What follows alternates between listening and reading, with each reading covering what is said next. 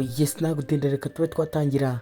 Bibutse neza ko twasize umuvandimwe wacu Riza ari kuba yabwira manager wa Jewelry Store cyangwa se aho babasha kuba bacuruza imiringa cyangwa imikufe, ari kuba yamubwira ati wagize amahirwe make yo kuba wakakira inzererezi mu iduka ryawe.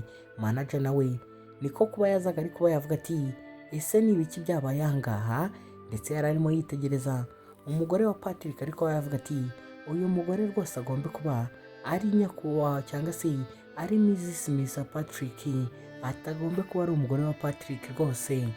Naho ku ruhande murumuna w'umuntu ari we Riza we yari ari kuba yamubwira ati ese ntabwo uri kubona ko wibesha ku muntu, ati uwo mukobwa rwose ati yaje abura abantu ushimita aha ngaha, ati ariko byaje kuba byarangira inani imwe ahisemo. Namwe muri kwa mwandebera iyi nkuru mubashe kuba mwambwiriye intambara y'abavandimwe isi iraza kuba yakizwa nande, biraza kuba byarangira gute?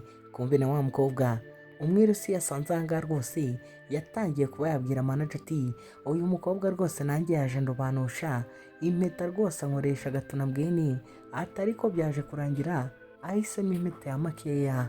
Mwibuke neza mu kanya manager wacu yari ari kuba yareba umukobwa rwose akavuga ati rwose uyu mukobwa agombe kuba ari uw'umugore wa Mr. Patrick, ndetse aha ngaha urumuna bwa Rusi aribwo Riza ibwatangiye kuba bwabwira manager ati se urumva nakubeshya, ati ni umugore umugabo we rwose atoragura amacupa icyo akora, ati ni ugukusanya amacupa rwose bamajije kuba ibakuramo amazi.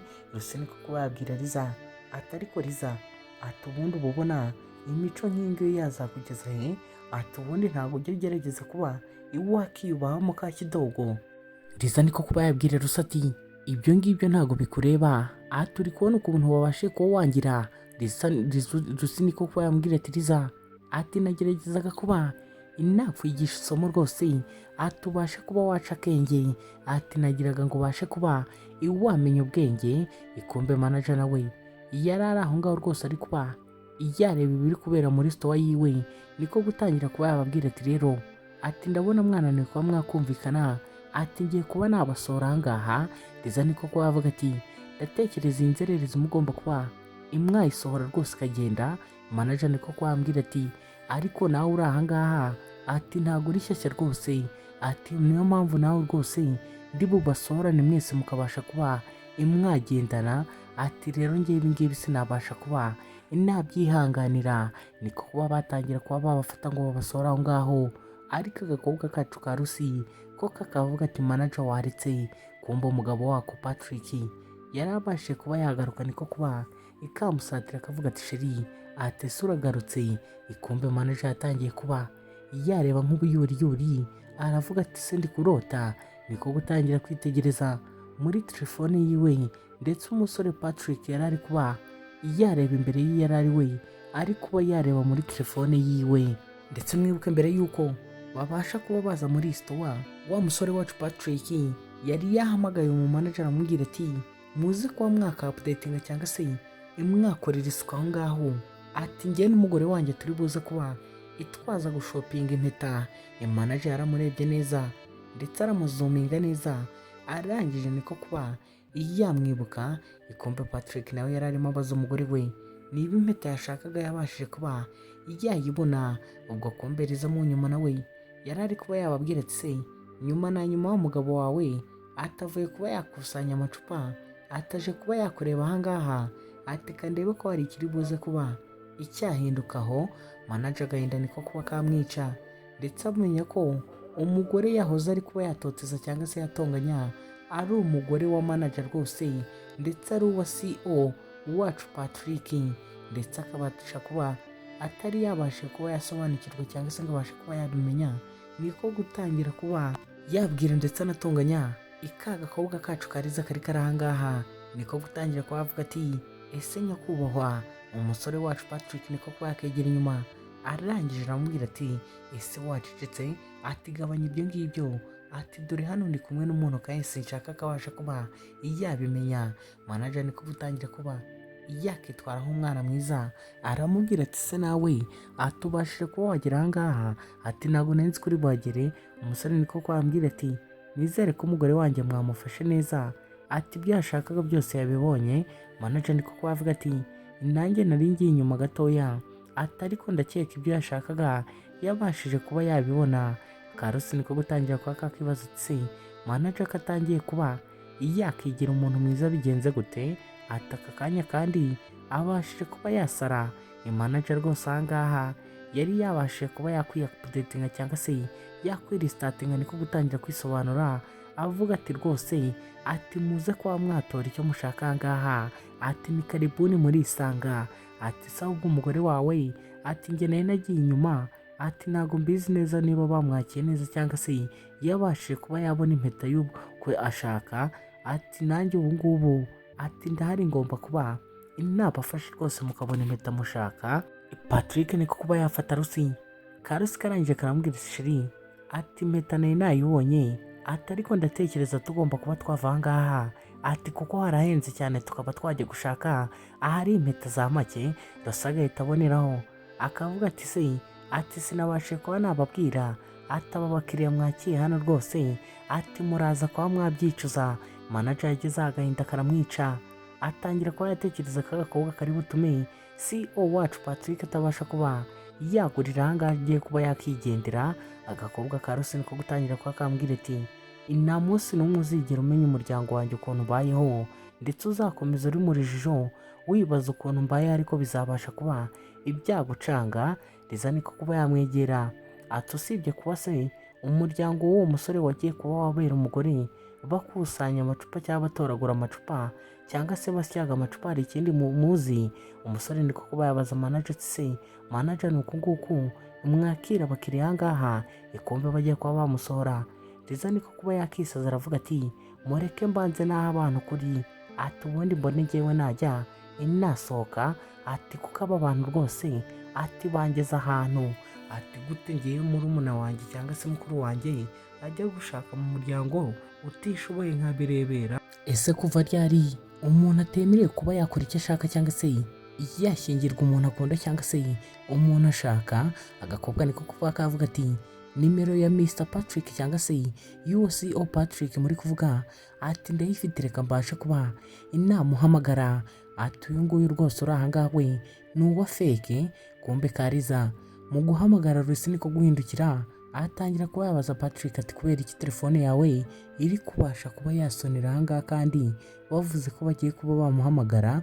Umukobwa Riza niko kuba yavana telefone ku gutwi, arangije atangira kuba yavuga ati ntabwo nakezera cyangwa se nakemera ko uwo musore uri aho ngaho ari we nyakubahwa Patrick, ati ibyo ngibyo ntibyanashoboka rwose. Ati se byashoboka gute? Ati ahubwo arashaka kuba yamwiyitirira. Ati mbega ukuntu ibintu bitangaje, ati mbega ukuntu mushiki wanjye wayobye, ati gute wabashije kuba wahitamo umugabo rwose umeze gutyo?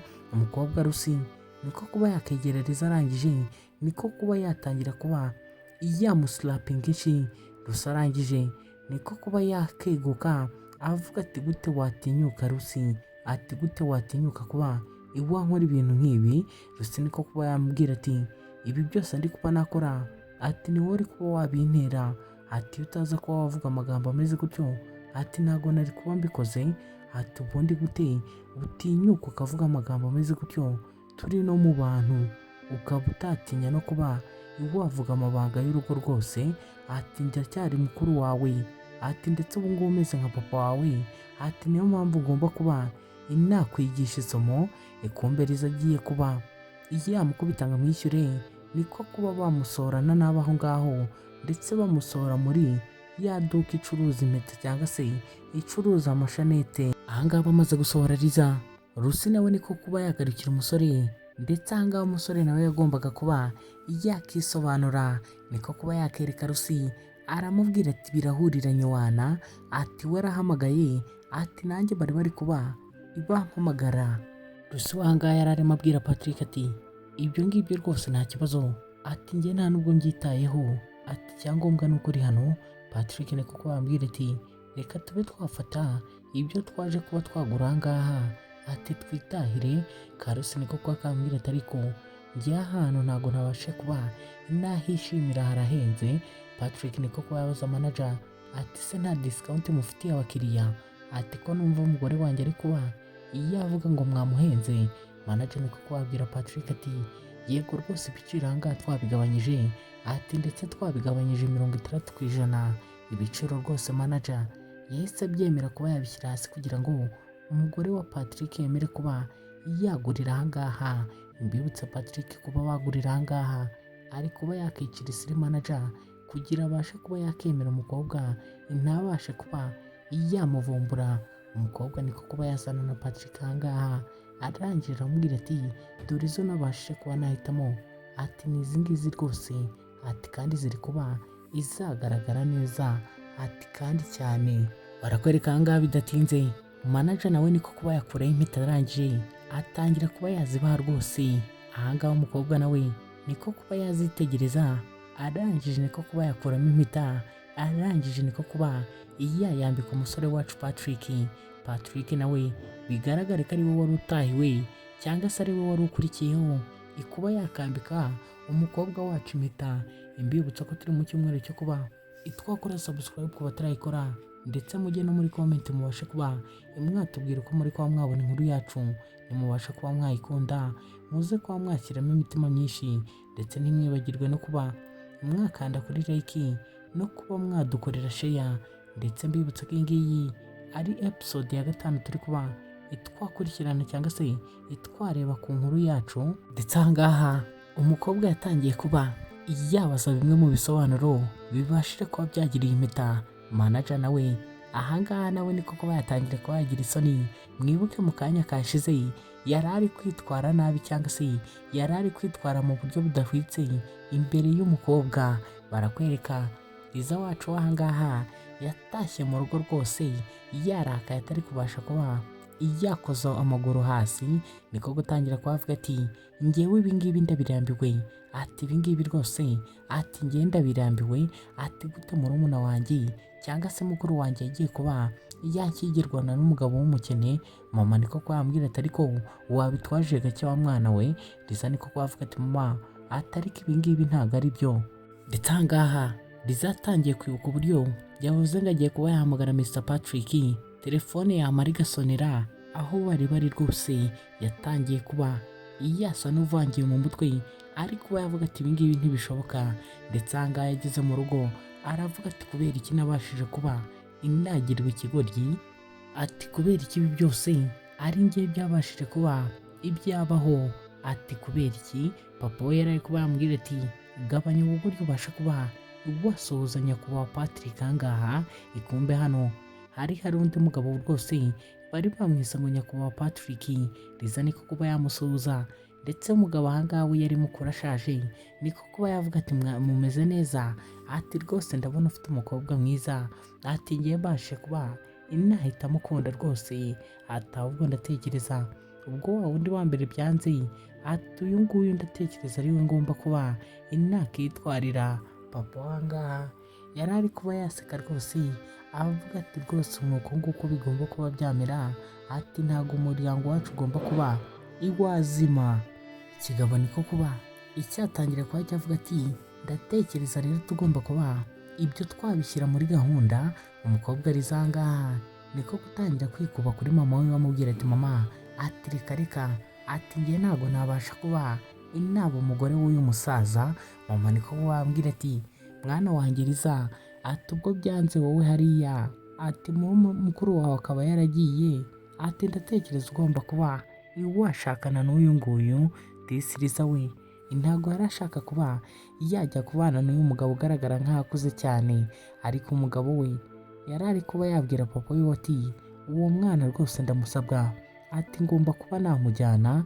Papa niko kuba yahindukira abwira umukobwa ati ese ntabwo uzi kuba wakubaha abakuru, ati hereza nyakubahwa Patrick icyayi. Umukobwa wacu Liza wari wigize akari akajya he, ndetse nawe bari bagiye kuba bamushingira rwose umuntu adashaka. Ese ubu ngubu bagiye kuba yabona ingaruka cyangwa se yabona uburyo ki bari kuba babangamira mukuru wiwe, cyangwa nta somo ari buze kuba yakura ahantu. Ikigabo ariko ahangaha bari bise Patrick nacyo icyakomezaga cyitegereza umukobwa rwose. Umukobwa wacu Liza nawe niko kuba yagisavingaga cyayangaha ari guseka, niko kuba cyambwira ati vuba ahangaha atugiye kuba waba wanjye rwose, ati ngiye kuba nagushyira mu mwe mu mitungo yanjye. Kumbe barakwereka aha ngaha kwa nyakubahwa Patrick wa nyawe, agakobwa aha ngaha mwibuke kare bari bambikanye impeta cyangwa se babashije kuba bashyingirwa bambikanye impeta we n'umugabo wiwe. Aha ngaha yitoza uko ari buze kuba yamuha akarabo ubwo araba yinjiye mu cyumba, ariko yavuga ati oh sheri, ati urakaza neza rwose, ati ubu ngubu ubwami bwanjye n'ubwawe, ati tugiye kuba twabwubaka muri uyu mugoroba. Ariko uko ari muri ibyo byose imwibuke neza murumuna wiwe yahoze karamutesha umutwe rwose, yabashije kuba yamwibuka, atangira kuba yavuga ati nyakuriza, ati riza, ati kubera icyo ukomeje kuba iwansaza, ati ndatekereza rwose ngewe ngiye kuba nasara. Umukobwa niko kuba yahita yiryamira ibyo yari ari kwitoza, niko kuba yahita abireka, ikumbi kamaze kuba karyama. Wa musore wacu Patrick nawe yari ari kuva yava muri dushe, niko kuba yakinjira mu cyumba. Ese muri uyu mugoroba muratekereza hagiye kuba haba iki? Hagiye kuba hashya. Patrick rwose nawe yaje ubona ko akanyamuneza ariko se rwose ari kuba yavuga ati iri joro ati rigiye kuba umunezero. Ikumbe yasanze mu cyumba rwose harimo impumuro nziza ndetse n'amatara bashyizemo andi matara mashyashya, ariko uvuga ati rwose uyu mugoroba ati ndatekereza ugiye kuba uw'amateka n'agatangaza mu buzima bwanjye. Ikumbe kureba ku ruhande umukobwa wacu cyangwa se bwiza wacu yari yamaze kuba yagwa akabo cyangwa se yasinzira. Umusore Patrick niko kuba yatangira kuba yakegera ku buriri aha ngaha ngo nawe arebe ko yagoheka cyangwa se arebe ko yabasha kuba yaryama. Ese uyu mukobwa na Patrick ibyabo bizaherera he? Ibyabo bizarangira gute? Ese uyu mukobwa wacu ntabasha kuba yamenya ko umusore bari bagiye kuba bamushyingirana mbere hose ari uyu musore Patrick, ariko akaba yaramuhishe ko ari umukire? Ese bizarangira gute? Ese umuryango w'uyu mukobwa we nuba wamenya ko umusore bita umusabirizi cyangwa se bita umusore ukusanya amacupa, nibamenya ko ari umukire kandi bashaka kuba bamwambura umukobwa wabo, byo bizagenda bite? Icyo usabwa wewe ni ugukomeza kuba wakurikira inkuru ndetse ugakora na subscribe kuri YouTube channel yacu. Aha ngaha umusore yegeye umukobwa arangije aramubwira ati sheri, ati ndatekereza wananiwe cyane, ati nicyo gihe cyo kuba waruhuka. Agakobwa nako katangiye kuba kamukorakora umubiri wose, kari kuba kavuga mu mutima ati rwose ati sheri wanjye afite umubiri mwiza, ati kandi arakomeye. Umusore niko kwambwira ati ireka tube twaryama twese, ati turuhuke kuko twagize umunsi munini, ati cyangwa se twagize umunsi uremereye. Kumbe badatinze ibwarakeye agakobwa kari karimo kitegura, bigaragare ko kari gafite urugendo cyangwa se kari gafite aho kagomba kuba kava ndetse n'aho kagomba kuba kajya. Aha ngaha kari karimo ikimakiya rwose. Umusore ari kiryamye nawe niko gutangira kuba yakanguka, agakobwa kari kuba ikamurebera mu ndorerwamo, ndetse umusore yakangutse ahamagara ati Lucy, ati sheri, ati se ko wabyutse kare, ati bimeze gute? Lucy we rwose yari ari kuba yakikubita cyangwa niko kuba yambwira ati uyu munsi ati ngomba kuba najya gukora kwa nyakubahwa Patrick, ati ntago ngomba kuba naguma hano mu rugo rwose. Kumbe kagiye gutera intambwe ko kagende. Patrick niko kuba yagakurura arangije arakabaza ati ariko ati ntago wabasha kuba wansiga gutya, ati se urumva wabasha kuba wansiga muri ubu buryo? Agakobwa niko kuba ikamufata ku midomo yiwe, karangije karamubwira ati nta mpamvu yo kuba wahangayika, ati mariage yanjye n'ubundi nawe ati ntago ari iya nyayo ni iya fake. Patrick niko kwambwira ati ariko ubu ngubu ati uri umugore ufite umugabo kandi washingiwe, ati ntago wakagombye kuba uri kwitwara uko nguko. Agakobwa niko kuba kambwira ati ibi ngibi nibibasha kuba byarangira, ati nzabasha kuba navanga ngende, ati witangira kuba wabyegereza umutima. Kumbe bakiri kuganira batangiye kuba bamwohereza message bamubwira ngo ndi hanze ubu ngubu wantinjije, maze agakobwa niko kuba kabwira Patrick ati ndatekereza ngomba kuba inagenda. Patrick ati sheri, ati ariko ntago nshaka kubasha kuba iwansiga. Agakobwa niko kuba kamukubita urupyisu cyangwa se urusomero mu kinyarwanda. Umukobwa wacu nako umusore wacu Patrick niko kuba yacika intege, yabaye imbwa kubera agasomyo. Atangira kubavuga ati rwose ati agasomyo kabashije kuba ikatuma murekura akagenda. Ati ibingibi sinzi ko ndi bubashe kuba nabyumva pe. Ati harya agiye kuba ngo yakorera Mr Patrick. Ati kubera ikintu atari nabyumvise niko kuba yahaguruka vuba na bwangu ngo abe yajya kuba yareba umukobwa atararenga aho ngaho, agira ibyo abasha kuba yamubwira cyangwa se agira ibyo abasha kuba yamenya. Ikumba umukobwa wacu nawe yasohotse aho ngaho ari kuba yakibaza byinshi. Barakwereka agakobwa kacu rwose ikasohotse kari kuba kakibaza ukuntu kabashije kuba ikafatirana umugabo wako kakaba kamusoma. Niko kuba kavuga ati kubera iki nabashije kuba nakitwara kuriya. Ati nkamusoma bwa mbere, ati ubwiza rwose, ati ubwiza bw'iki gihe, ati ntacyo bumaze. Ati mana we, ati nafatiranye umugabo wanjye, ati ndamusoma, ati ngende kumva mfite n'umuriro, ati wanyishe rwose. Ikombe kakiri aho bari barimo bagahamagara. Ati Lucy, ati ugomba kuba waza, disi wari ugiye kuba yagatwara nawe yari abashije kuba yagera aho ngaho. Ndetse mwibuke neza akabwiye Patrick ko kagiye kuba kajya kuba kakora kwa nyakubahwa Patrick. Ese biraza kurangira gute? Birahereraho iby'aba ngaba? Ese biraza kurangira umukobwa ahuye na nyakubahwa Patrick wa nyawe?